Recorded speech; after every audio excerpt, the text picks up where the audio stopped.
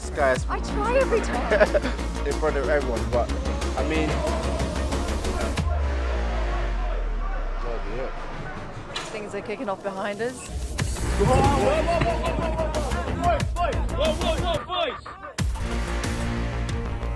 My side of the story, and I got receipts. Let me hear now your own imagination, how this all started. Ben, Sky, folks are gonna ask me. I'm the favorite one. I make him a favor. You think you're doing him a favour? Of course. After our fight, he's gonna shake my hand and he's gonna say to me, Florian, congratulations, you are a very good fighter. Never. Hold tight, are you ready for the fight of your life? Well, hello and welcome to a very special episode of Toe to Toe Extra. Joining myself and Gary Logan are two welterweight stars who have agreed to meet in March. We can announce that Florian Marku will take on Chris Kongo. Gentlemen, welcome to both of you. Who wants to start? Where did this rivalry begin and why did you two become such, I don't want to say enemies, but where did this rivalry begin? Who wants to go first? Let him start. This thing started from before many years, I think 5 years. I wanted to fight him. He didn't want because he was in a better position back then. Then, when the fight was pulled out and it was to fight Jamie Stewart, he got an offer to fight me in the welterweight. He wanted this fight to happen in the super welterweight, but me, I was not prepared for the fight in super welterweight. And we said, do the welterweight and we fight. And like this it all started. Is that a true recollection, a version of events in your mind? That's his side of the story, my side of the story, and I got receipts. I can bring them out. His fighter pulled out on the AJ card. They was asking about who's ready to step in. I said, I'm ready to step in with 3 days' notice. So they had the offer to us. I said, yeah, let's take it. Sam Jones was his manager at the time. Sam Jones said, if it's not at 147, they're not interested.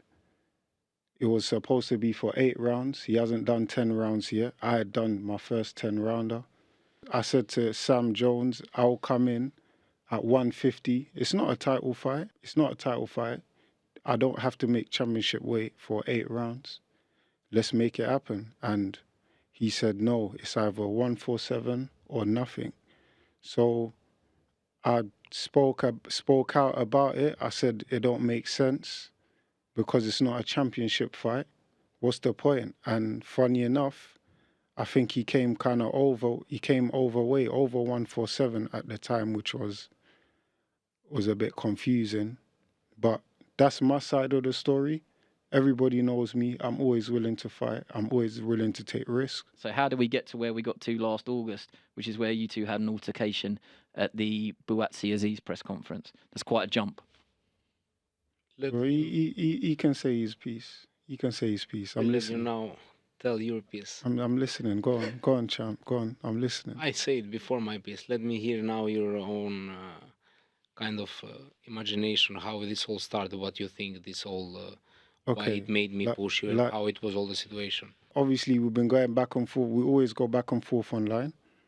So I said, raw, okay, it's not my day, but out of respect, let me go and see him and say hi and, and say, yeah, let's make this fight happen. At the wrong moment, when I was doing an interview. I didn't know. You just went up the stairs. I didn't know the camera was on. Cameras weren't on, but as soon as I come, cameras switched on automatically. Everyone's camera switched on. I heard it. I heard it myself. So that happened. He was saying what he said, telling me to go and beat the guys. And I'm like, listen, I've been trying to get fights with them. They're not interested, of course. So me and you make a good fight. Let's make it happen, And obviously after that, he done what he done, innit, When I was doing the interview, I saw him. He was like 1 or 2 friends of him. And I saw that he wanted to come to the stage. I come to the stage, I started the interview, and he came to the stage. He said to me, hello, how are you? I say, I'm good, thank you. How are you? I give him my hand and I was looking him at their eyes. And he said, good. I say, good to see you too. He say, when are you getting this fight? I say, we are getting this fight done with me and you. When you fight, when you beat the guys that beat you, Mackinson and Echo. I say to him, word by word. And he said, no, it's not about that. He said to me, when we fighting, he said, for me, it's not good to fight you now because you lost. The only way, me and him, this fight is happening is because they offer me more money. And then I say to him, listen, I'm doing an interview. Can you go? No, he say, I'm going when I want to.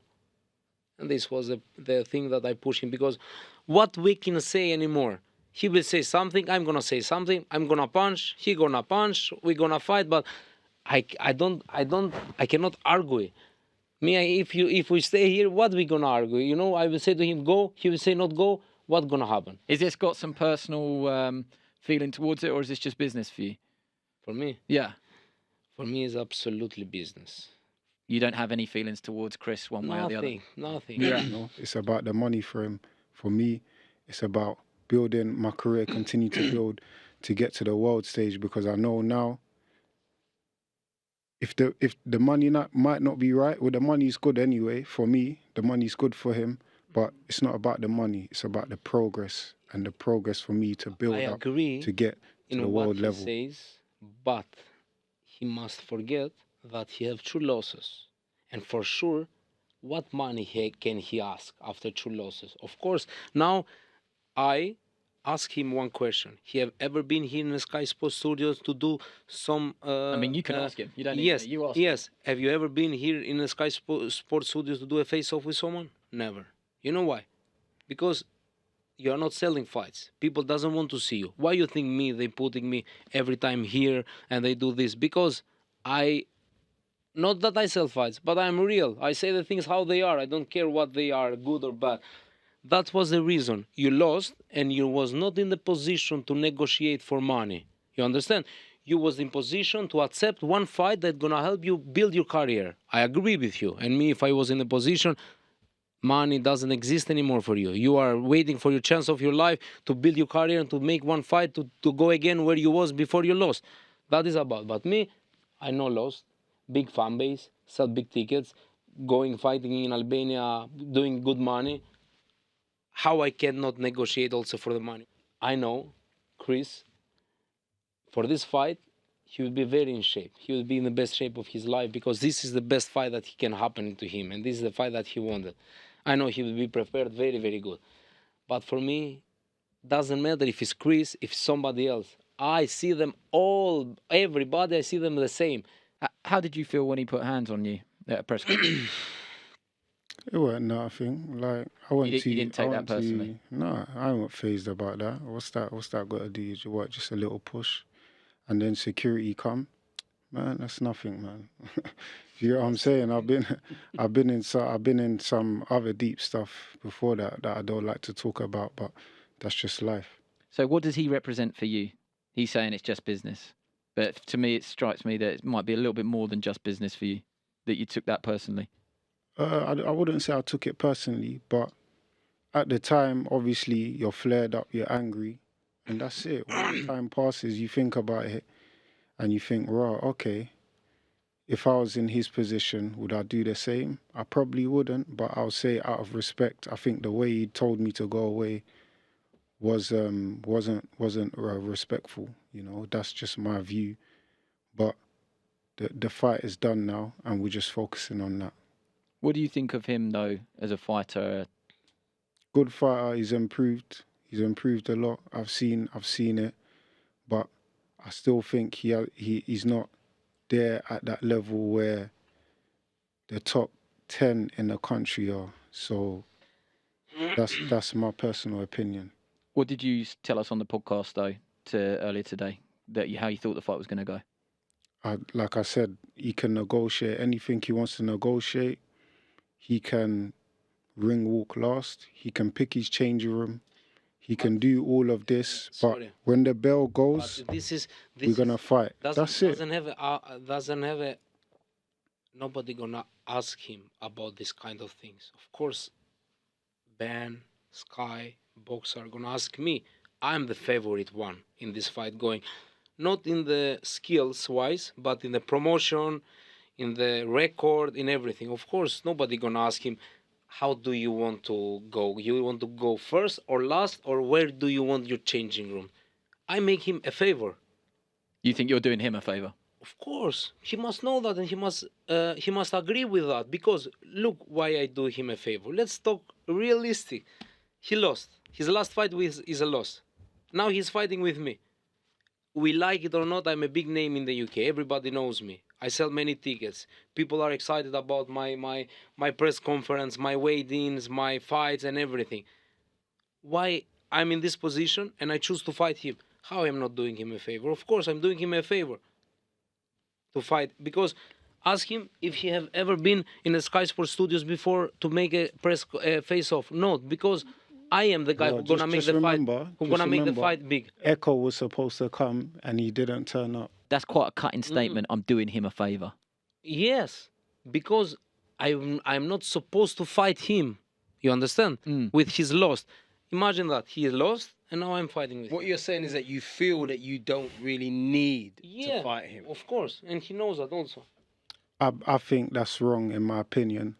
I think obviously who he's fought hasn't been of any top 10 level in the UK. I prove first of all to all the people, and second to you, that Florian Marku is not all about talk. Florian Marku, when he's about actions, he does a lot of action, and he's the action guy also. He's not only about the talk guy, because Florian Marku is a real guy. When he says something, he feels it in his heart. He doesn't say it up for the cameras. He doesn't say it for the microphone. And you saw it when you see me face to face, because I'm not pretending. You didn't say anything where he said there about you haven't got a leg to stand on in terms of negotiations. He's almost doing you a favour. All this doing people a favour, you're getting the money that you wanted, so it's not a favour, it's business. We don't do all this. I always say, do me a favour, don't do me no favours, yeah? But surely deep down you must think they've made a massive mistake then. 100%. I know this. He gonna understand that he gonna give me credit like most of the people that I fought did. After our fight, he gonna shake my hand and he gonna say to me, Florian, congratulations, you are a very good fighter. Never. And like this happened from where I remember myself. I haven't lost for the last 15 years. It's not a luck. It's thanks God and it's my hard work. And this is what gonna play a role in the fight. Okay. Well, speak now or forever hold your peace. Has anyone got anything to say that they haven't already said? All good. May the best man win then. Thank you very much for coming in to Toe-to-Toe Extra. Make sure you join us next week for more special boxing guests. Sky Sports. Feel it all.